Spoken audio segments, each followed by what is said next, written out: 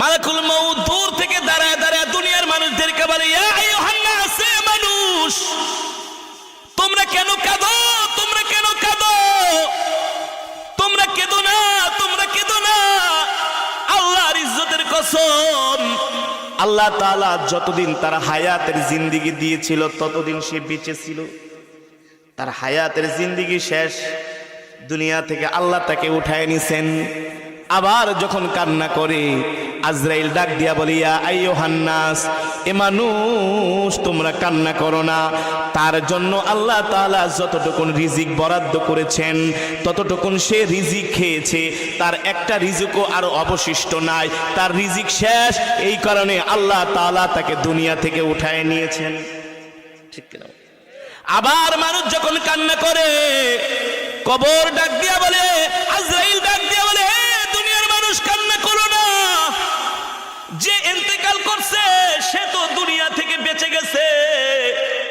তোমরা কবরের জন্য তৈয়ার হও, তোমরা কবরের জন্য প্রস্তুত হও। সাহাবীরা জিজ্ঞেস করলেন, গো আল্লাহর নবী, তাহলে আমরা আজরাইলের মালাকুল মউত ফেরেশতার এই কথা শুনতে পাই না কেন?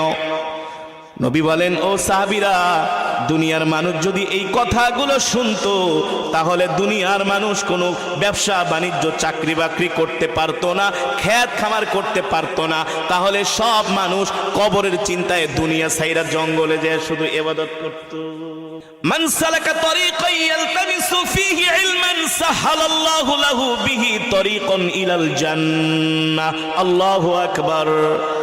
আল্লাহর নবী বলেন, আমার কোন উম্মত যদি দ্বীন শিখার জন্য, আমার কোন উম্মত যদি কোরআন শিখার জন্য, আমার কোন উম্মত যদি দ্বীনের কোনো কথা শোনার জন্য ঘর থেকে বের হয়ে যায়, এ যে সে কষ্ট করে করে ঘর থেকে বের হলেন, হেঁটে হেঁটে বের হয়ে কোরআনের মজমা পর্যন্ত গেলেন, কোরআনের মাহফিল পর্যন্ত গেলেন, মাদ্রাসা পর্যন্ত গেলেন, দ্বীনি বিদ্যালয়ের ঘর পর্যন্ত গেলেন, এই যে তিনি কোরআন শেখার জন্য, দ্বীন শেখার জন্য ঘর থেকে বের হয়েছেন, এর বিনিময়ে আল্লাহ তাআলা তার জন্য জান্নাতের পথকে সহজ করে দিবেন। জোরে বলেন আল্লাহু আকবার।